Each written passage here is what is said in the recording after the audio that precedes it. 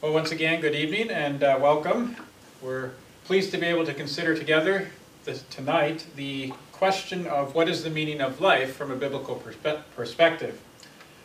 Now, when we consider this question, it's perhaps one that many have contemplated in terms of what is our purpose, why are we here, what is the meaning of life.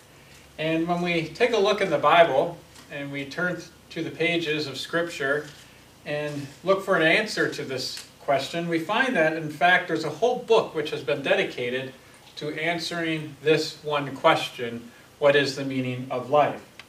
The answer to this question, believe it or not, is found in the book of Ecclesiastes. So you may want to, if you have a Bible with you at this time, turn to the book of Ecclesiastes. Now, the book of Ecclesiastes is perhaps the greatest case study ever undertaken by man. The budget for this project was unlimited, and the resources that were required to complete it were readily available. The project lead was widely considered to be the most intelligent, educated, and gifted individual to walk the earth. His credentials were unmatched by anyone else. The possibilities, therefore, for this case study were endless. But what was the purpose of this project? Well, as we will see tonight, and in the course of our consideration, the purpose of this case study was to investigate the meaning of life and the reason for mankind's existence. The very thing we've come together this evening to consider. What is the meaning of life? Now, in Ecclesiastes chapter 1, all the way to Ecclesiastes chapter 12, we find in these chapters the results of this most spectacular study. And so, tonight we would like to briefly consider some of the thoughts which are presented in this case study as we endeavor to answer the question, what is the meaning of life? Now, before we get into the actual results or findings of the study, we'd like to just cover a little bit of background information to help establish the context. First of which is the author. The author of the book of Ecclesiastes. Well, when it comes to considering who the author of this book was, we see that the record identifies him as being the preacher. And you can see this in Ecclesiastes chapter 1, verse 1, where we're told that the words of the preacher, the son of David, king in Jerusalem. And then in verse 2, we see again the preacher coming up. Vanity of vanities, says the preacher. And then just looking down a little bit further in verse 12, we see I, the preacher, was king over Israel in Jerusalem. So we see that the record identifies the writer of this book as being the preacher. In addition to this, we're given additional insight in the first couple chapters of the book as to who this preacher may have been. From examining the evidence, we can establish the following. In Ecclesiastes chapter 1, verse 1, we're told that the preacher was a son of David. In Ecclesiastes chapter 1, verse 1, and also in verse 12, we're told that he was king in Jerusalem. We're told he was the possessor of wisdom unequaled among his fellow men in Ecclesiastes chapter 1, verse 16. In chapter 2, verses 4 through 6, we're told that he completed many great construction projects. In chapter 2, verse 7, that he had many servants. In chapter 2, verse 7, that he had great possessions of livestock. And finally, in chapter 2, verse 8, that he had substantial wealth, among other things. So who then was this man? Who was this preacher? Well, as you may be aware, it is commonly thought and accepted that Solomon, the son of David, king in Jerusalem, is the author of the book of Ecclesiastes. In 1 Kings chapter 3, and you can turn there if you wish, but I'll read it for you. In 1 Kings chapter 3, verses 12 through 13, we're told that God had given Solomon a wise and an understanding heart, so that there was none like thee before thee, says God, neither after thee shall any arise like unto thee. And I have also given thee that which thou hast not asked, both riches and honor, so that there shall not be any among the kings like unto thee all thy days. So here God tells us that Solomon was a wise man, but not just any wise man. There would be none like him. He was a wise man set apart from all other wise men, the wisest of all to live at that time. And in addition to that, God gave him riches and honor, such that there was none who could compare to his wealth. And these are the very things that we learn of the preacher in Ecclesiastes chapters 1 and 2, which we just mentioned a few minutes ago. And if we had time, we could also read further in 1 Kings and 2 Chronicles of Solomon's wealth, his grandeur, his architectural accomplishments, his commercial enterprise, and his position of dignity among the great nations of the earth. So, as it relates to the author of the book of Ecclesiastes, it would seem then that all the evidence in the Word of God points clearly to Solomon, the son of David, being the preacher of Ecclesiastes. So that's who the author is, and perhaps helps to set a little bit of background in terms of what is going to be accomplished in this case study. So then, what was the preacher's purpose in writing this book? What was his objective? Well, as we stated at the outset, these writings, that is, the writings of Ecclesiastes, function largely as a case study investigating the meaning of life and the reason for mankind's existence. In fact, the preacher tells us in Ecclesiastes chapter 1 at verse 13 and also at verse 17 what his objective was. Reading from Ecclesiastes chapter 1 at verse 13, the preacher tells us, "And I gave my heart to seek and search out wisdom concerning all things that are done under heaven." And then just jumping down to verse 17, the preacher says, "And I gave my heart to know wisdom, and to know madness and folly."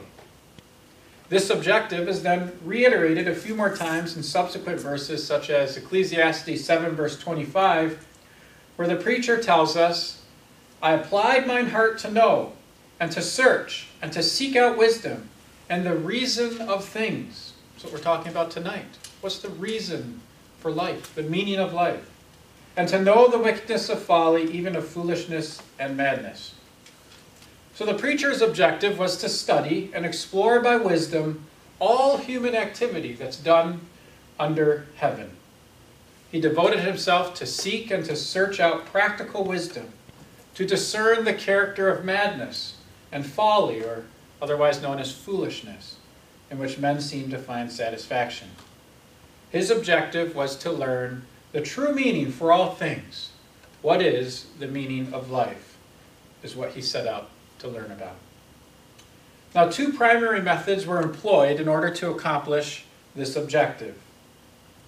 The first of which was observation, and the second of which was experience. Perhaps you're familiar with the saying, "Experience is the best teacher." Well, the preacher applied this principle to its fullest extent in his life as he set out to learn the true reason of all things. In Ecclesiastes chapter 2, we are told of everything the preacher experienced firsthand in order to advance the objective. Ecclesiastes chapter 2 at verse 1, the preacher writes, "I will prove thee with mirth, therefore enjoy pleasure." So we see here an experience that he was going to undertake. He would enjoy pleasure, and he would prove thee with mirth. And also at verse 10, "And whatsoever mine eyes desired, I kept not from them. I withheld not my heart from any joy, for my heart rejoiced in all my labor, and this was my portion of all my labor." So nothing was held back from him. He experienced whatever was deemed necessary in order to advance the objective of determining the true reason for all things, the meaning and purpose of life. The preacher did not withhold anything from himself. If there was something to be tried, an ambition to pursue, wealth to gather, material goods to accrue, he did it. He did not withhold any experience from himself, but rather pursued them all to the uttermost. So when you think about this, you think about the resources that were available and the method which was being undertaken, you have here an individual who was doing, in reality, what most people only ever dream of doing in their wildest imagination. The preacher did these things, and he wrote about them in an effort to find the meaning of life. Now, in addition to experience, the preacher also exercised the method of observation to further ascertain the true reason of things. There are numerous passages in the book of Ecclesiastes which place the preacher in an observatory role, where he looks at life. He looks at toil. He looks at the injustices which exist. He looks at the vanity and so on. And then he considers these things. And he draws conclusions and writes about them. Just a couple examples. Ecclesiastes chapter 3, verse 16. Here we see the preacher in a role of observation, where we read, "And moreover, I saw under the sun the place of judgment, that wickedness was there, and the place of righteousness, that iniquity was there." So he saw it from a position. He looked in and saw that there was wickedness in the place of judgment. And also in Ecclesiastes chapter 7, verse 15. "All things," the preacher says, "have I seen in the days of my vanity. There is a just man that perisheth in his righteousness, and there is a wicked man that prolongeth his life in his wickedness." So this is something he observed. He saw it. So the preacher's objective to study and explore by wisdom all human activity done under the heaven was primarily achieved through the use of experience and observation. These two methods help to further accomplish the objective as stated. And so this leads us to naturally ask the question, well, what exactly did he find through the course of his study using these two methods? Well, we're not going to take an in-depth look at all of the details which were documented and recorded in the book of Ecclesiastes, but instead what we'll do is we'll spend a few minutes summarizing some of the key findings that are brought out in the book and identify how they address the question before us this evening. What is the meaning of life? And hopefully by looking at a few of these findings, we'll get some idea as to what the preacher found and what the preacher concluded regarding life under the sun and its purpose. Now, time and time again throughout the book, we see key words and phrases which appear on a repeated basis. There are words like vanity or vanities, grasping for the wind, vexation of spirit, toil, labor, and under the sun. These are all key phrases which are used on a repeated basis throughout the book. These are all terms that are used by the preacher to really illustrate the emptiness of trying to be happy apart from God. The preacher will observe or experience, remember the two methods that we just discussed, something from the present life, and then be led to a conclusion that it's a fruitless exercise without true reward, that it's vanity of vanities, or vexation of spirit, or labor and toil worth nothing. In fact, the preacher gives his view of man's experiences at the outset of the book. In Ecclesiastes chapter 1, verse 2, he begins with this refrain, "Vanity of vanities," says the preacher. "Vanity of vanities, all is vanity." He then proceeds through the course of this book to amplify this theme, asserting that when man's affections are centered on the things of this present life, the things which are done under the heavens, here on earth, ultimately their emptiness will be realized, which is why these key words and phrases appear on such a repeated basis, because he will experience or observe something and then draw the conclusion that it's really worth nothing in the whole scheme of things, that it's empty, that it's like grasping for the wind. In Ecclesiastes chapter 1, verse 14, we see this point emphasized for us, where we read that the preacher writes, "I have seen all the works that are done under the sun, and behold, all is vanity and vexation of spirit." So then, what are some of the key findings in this case study, now that we have this context established for us regarding what happens under the heavens? Well, the first finding is that there is nothing new under the sun. So, some may think that the meaning of life is to discover new things, to explore and to experience new things. And the first finding is that there is nothing new under the sun, that whatever we experience or learn today has been something that existed in one way, shape, or form in the past. You see, there's an inherent desire within people to seek out something new. The eye is never satisfied, we read in Ecclesiastes 1 verse 8, with seeing, nor the ear filled with hearing. Many people dedicate their entire lives feeling that this is their calling, this is their purpose, to such pursuits, to seeking out something new. Yet the preacher states in Ecclesiastes chapter 1, verses 9 through 10, that the following: "That which has been is what will be. That which is done is what will be done. And there is nothing new under the sun. Is there anything of which it may be said, 'See, this is new'? It has already been in ancient times before us." You see, the desires of men and women, the pursuits, their complaints, are the same today as they were many thousands of years ago. So how then can satisfaction, purpose, and meaning be found in something new when there is nothing new under the sun? Surely this is not the meaning of life, concludes the preacher. So what is another key finding? The second key finding is the vanity of pleasure. So is the purpose of life to simply please yourself, to do whatever you want, to experience the good life and do whatever feels good? Would having our every desire satisfied to the uttermost add lasting value to life, give us purpose, and make us happy? Is that the meaning? To just live out our days, have a great time, and then that's it? Perhaps some imagine that if they had sufficient money, life would be a delightful experience.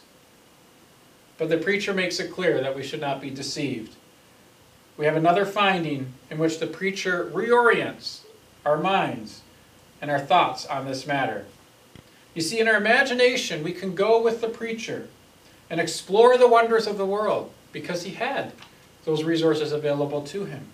We can enjoy pleasures. We can be soothed by music, or we can join the preacher in laying out the gardens and the orchards.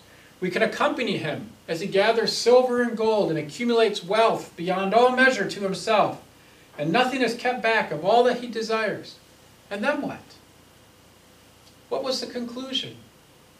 Ecclesiastes 2, verse 11. The preacher, after accomplishing all these things, says, "Then I looked on all the works that my hands had wrought, and on all the labor that I had labored to do, and behold, all was vanity and vexation of spirit, and there was no profit under the sun." Wisdom revealed that the pursuit of pleasure was vanity and unabiding. Like the sun hastening to the place where it arose, and the rivers hastening to the sea, all was fleeting. Indeed, it was found by the preacher that the pursuit of pleasure, prosperity, and wealth was vanity as well. Surely this cannot be the meaning of life either. Our third finding, the unsatisfied soul. The preacher finds in Ecclesiastes chapter 6, verses 7 through 9, that all labor is undertaken with a view to some profit, but that as a general rule, people who labor are never satisfied. So is the purpose of life to come and do our work, and to work hard, and to do the best we can, and to accomplish whatever we can? Is that the purpose? To feel some sense of satisfaction and accomplishment? Ecclesiastes chapter 6, verses 7 through 9. "All the labor of man is for his mouth, and yet the soul is never satisfied. For what more has the wise man than the fool? What does the poor man have? Who knows how to walk before the living? Better is the sight of the eyes than the wandering of desire. This also is vanity and grasping for wind."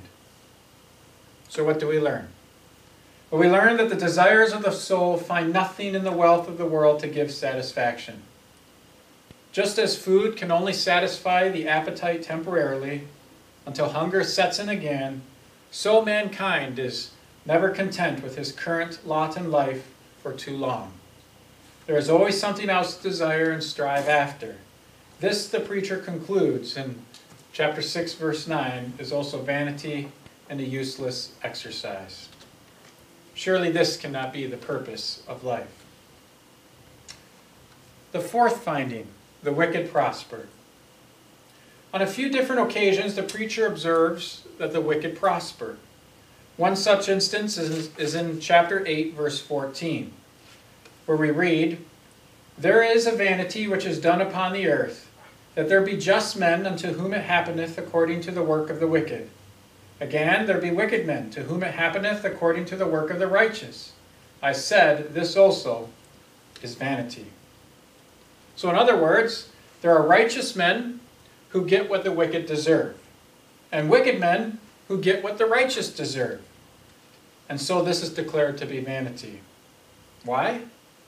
Well, being a righteous person requires self-control, discipline, and devotion to God. Whereas being a wicked person doesn't require much at all, because it is natural to serve yourself. So why put yourself through all the trouble of being godly, is the observation, if there is no reward in this present life? In fact, the total opposite would appear to be true. Those who are ungodly receive rewards in this present life. Why bother being righteous if this present life has nothing to offer? It's meaningless. And indeed, the preacher concludes, for the person whose care and concern is only about this present life, it is meaningless to be righteous, because there's no reward to be seeking after. If all you have is this life and this life alone, then why bother being righteous when you're just going to get what the wicked deserve, and the wicked instead prosper? This is vanity. And our last finding, the emptiness of death. So some would profess that the purpose and meaning of life is to live in such a way so that in death you can receive a reward. Well, what does the preacher say about death? Well, the preacher considered the emptiness of death and the fact that the dead know nothing. In Ecclesiastes chapter 9, verse 5, we read, "The living know that they shall die, but the dead know not anything. Neither have they any more reward, for the memory of them is forgotten." So the preacher found that the day of death brought to a permanent close a person's existence. The vacuum of death offers no continuation of life. All go to the grave, Ecclesiastes 9 verse 10 says, where there is no work or device or knowledge or wisdom. So is the meaning of life to seek for something in death? It cannot be, because we just read here in Ecclesiastes chapter 9 that there is no thinking happening in death. So we've looked at some of what the preacher found regarding life under the sun. There are many other passages that we could have looked at, but these will do for now. The preacher effectively took a step back and looked at how mankind operates. What makes people tick? What drives people? What motivates them? What is the purpose of life, he considered? What happens when you die? What is the value of wisdom? He pondered these difficult questions of life and recorded his findings for us. Now, in the findings that we've looked at, we've been reminded that there is nothing new under the sun. We've been reminded of the vanity of pleasure, that man will never be content, that the wicked prosper, and of the emptiness of death. This could be perhaps kind of depressing. Well, this is how the preacher sees this present life with all its enjoyments and experiences of pleasure and toil when lived as an end in itself. If there is nothing else other than this life, then this is the truth of the matter. A total preoccupation with earthly material things cannot lead to that contentment and peace of mind that most people seek after, some type of purpose-driven life. There is a disillusionment for those who do not acknowledge and obey God. Everything attained is meaningless unless accompanied by a humble reverence for God. So from a human perspective, power, popularity, prestige, and pleasure are meaningless, concludes the preacher. They are all declared to be empty. So then what is the meaning of life if these things are not to be driving us? Well, the closing verses of Ecclesiastes chapter 11 and chapter 12 emphasize the importance of seeking God in our youth. They strike an amazing balance between enjoying the gifts of God while simultaneously recognizing our responsibility to God. Ecclesiastes chapter 11, beginning at verse 9. "Rejoice, O young man, in your youth, and let your heart cheer you in the days of your youth. Walk in the ways of your heart, and in the sight of your eyes. But know that for all these God will bring you into judgment. Therefore remove sorrow from your heart, and put away evil from your flesh, for childhood and youth are vanity. Remember now your Creator in the days of your youth, before the difficult days come, and the years draw near when you say, I have no pleasure in them. So while it's true that the preacher portrays life with its frustrations, its vanities, and its limitations, he does not hide or overlook its many pleasures and delights. These pleasures and delights can be enjoyed, but they must be done so in the context of God's commandments and his righteousness. Because we see that there is a balance between enjoying the gifts of God, in verse 9 of chapter 11, and also being prepared to answer at judgment for what we've done with those things. So the point is that we ought to be thankful and appreciative of the lives God has given us. There are things in this present life which can be enjoyed, things such as music, nature, relationships, eating, and so on. But in the enjoyment of the things of this life, we must realize that they do not constitute the meaning and purpose of life. Instead, there has to be a recognition of our responsibility to God. We must remember that we will ultimately be brought into judgment to answer for what we've done, or not done for that matter, in this present life. Ecclesiastes 12 verse 14 says, For God will bring every work into judgment, including every secret thing, whether good or evil. So everything we do must be in harmony with fearing God and keeping his commandments. Because we see the final conclusion of the matter. In Ecclesiastes chapter 12, verse 13, after completing this incredible case study concerning the true meaning of things and the purpose of life, the preacher writes the following conclusion. He says, Let us hear the conclusion of the whole matter. What is the conclusion?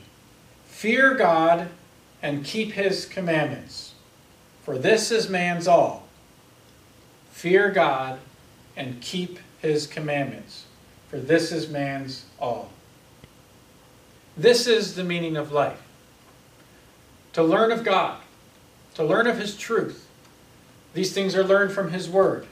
To learn of his purpose, which Numbers chapter 14 tells us is to fill this earth with his glory, which Exodus chapter 34 tells us his glory is his character, which means that God's purpose is for people to fear him, to keep his commandments, to develop God's character in their own lives, and thereby fill this earth with people who are professing God's character. So hopefully that helps with explaining the purpose and the meaning of life. The book of Ecclesiastes is quite helpful in terms of presenting all the different things that we may consider to be reasons for our existence. And it isn't until the very end, when we read the last two verses of Ecclesiastes chapter 12, that we have the answer given to us. And God's commandments, well, they're before us in the Bible. And it's our responsibility to open God's word, to read it, to seek out truth, and to understand it and to apply it to the best of our ability and in his strength to do so. Thank you.